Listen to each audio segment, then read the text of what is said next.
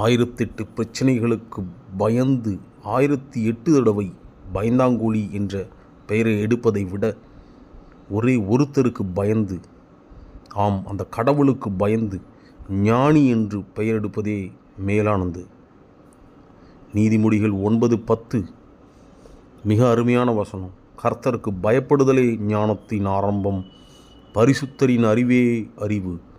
ஆம் பிரியமானவர்களே, பிரச்சனைகளில் 1008 பிரச்சனைகளை குறித்து நம்ம அறிவு நமக்கு வேண்டானாலும் அதை குறித்து அறிஞ்சிக்கிறதுக்கு நம்ம மனசு முற்படுது. அது வேண்டவே வேண்டாங்க. எந்த பிரச்சனையாக இருந்தாலும் சால்வ் பண்ண முடியாத பிரச்சனையே கிடையாது. அதை குறித்து நம்ம கவலையும் பட வேண்டாம்.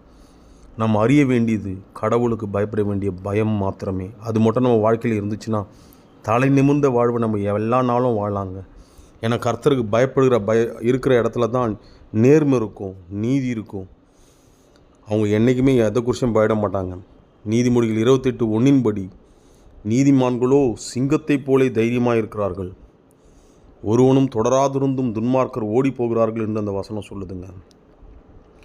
நேர்மை கைகளில் சுத்தம், மனசில் சுத்தம், இது வேணும்னா கடவுளுக்கு பயந்தால் போதும். கண்டிப்பாக எல்லா இடங்கள்லையும் தலை நிமிர்ந்த வாழ்வு நம்ம வாழ முடியுங்க.